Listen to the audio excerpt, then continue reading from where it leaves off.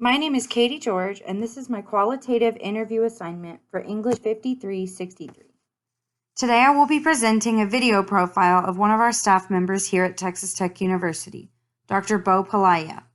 Dr. Pihlaja is an assistant professor of technical communication and rhetoric in the Department of English at Texas Tech University. I would like to begin by providing a brief overview of Dr. Pihlaja's educational career. For grades K through 12, Dr. Pihlaja was homeschooled along with his two other siblings. After earning his high school diploma, Dr. Pihlaja began his collegiate career by taking core classes at the University of Texas at El Paso.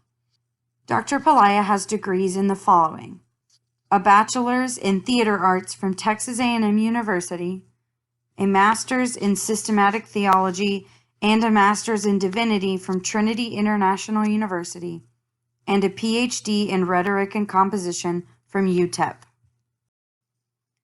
I will now provide details about Dr. Pihlaja's biographical information, which have heavily influenced his current scholarship and research interests. Dr. Pihlaja's earliest memories are of living in North Carolina.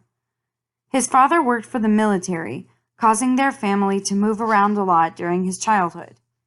His family eventually moved to Minnesota, where they lived for 7 to 8 years of his early childhood. When Dr. Pihlaja was at the age of 11 or 12, his family moved again, this time to El Paso, Texas, where his father had gotten a new job.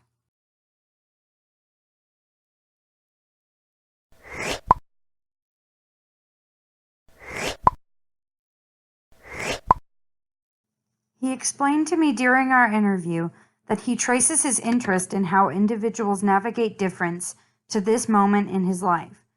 Because Minnesota borders the United States and Canada, and El Paso, Texas is located on the border of Texas and Mexico, these two locations are radically different both geographically and culturally.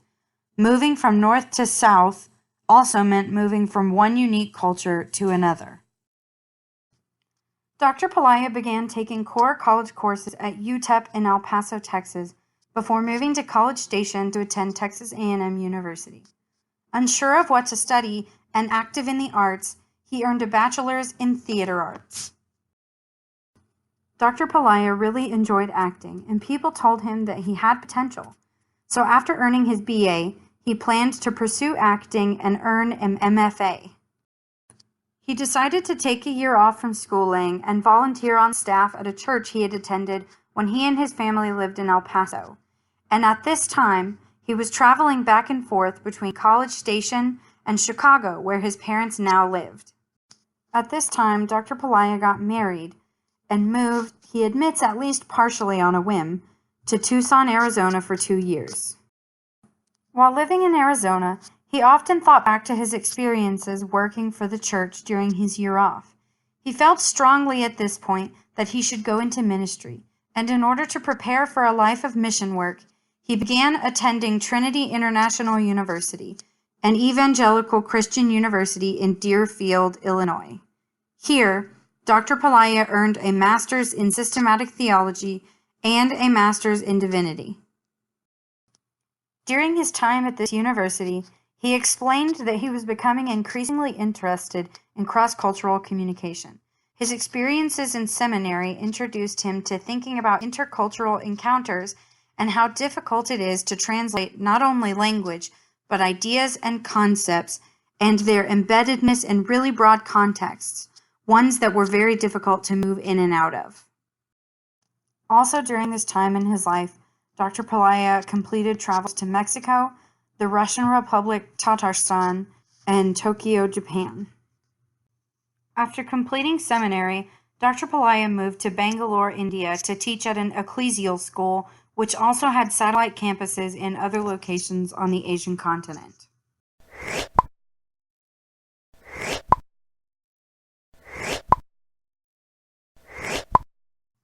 Working with Christians in India only intensified his interest in intercultural awareness, because he was living it in a way he had never before. He had traveled before, but he had never lived extensively in a place usually categorized as other.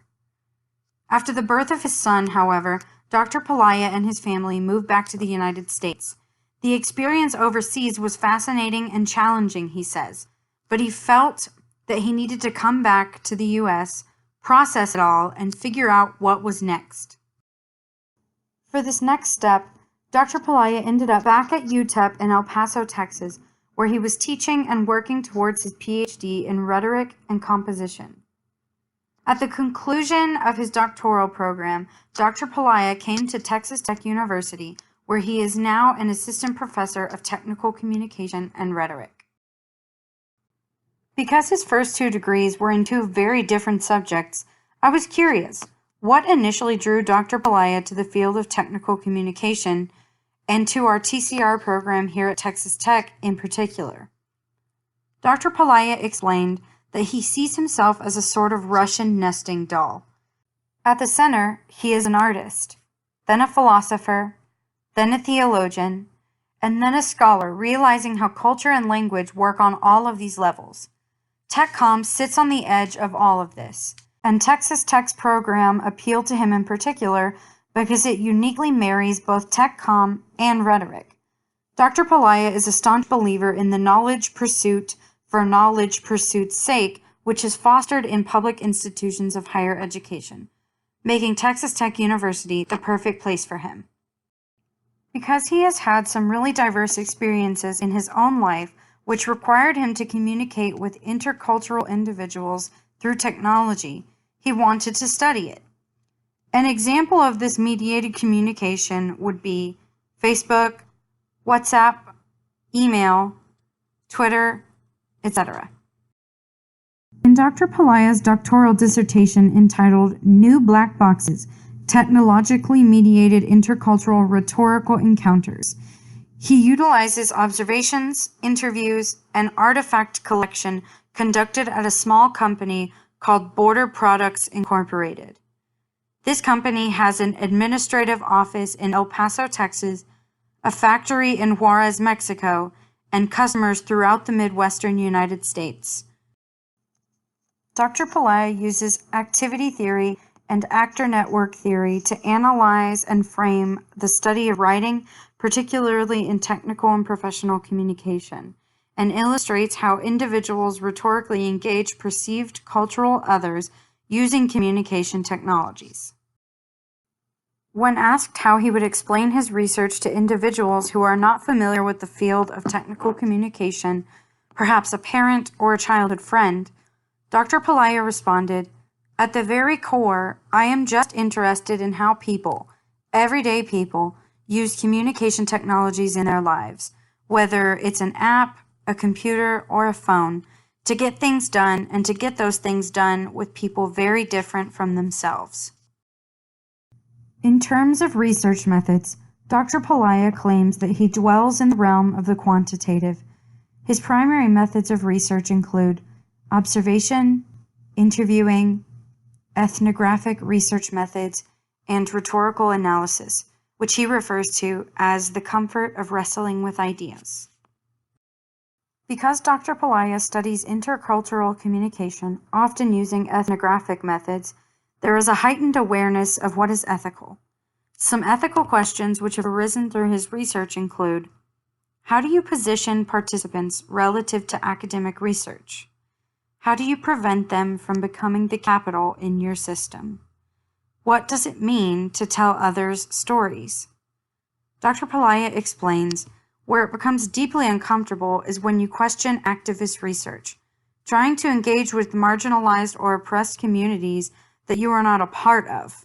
The white savior complex is a real problematic thing that is being pretty sharply criticized in the field of technical communication right now. Finally, I asked Dr. Pihlaja what sort of impact he hopes his research will have on the world. He responded by saying, "I want to help people enter into situations and recognize that there may be deeper things happening that they cannot see, and to give them tools to probe that and figure out what might be happening, further than just saying, oh, that's just the way they are, and they can't be otherwise, or I can't make them otherwise in this moment, so I will look for other ways to force whatever it is I need done past the problem. developing intercultural empathy within whoever the majority people are in a given culture. Here I have provided a list of resources referenced in the making of this video. These include works both written and recommended by Dr. Beau Pihlaja.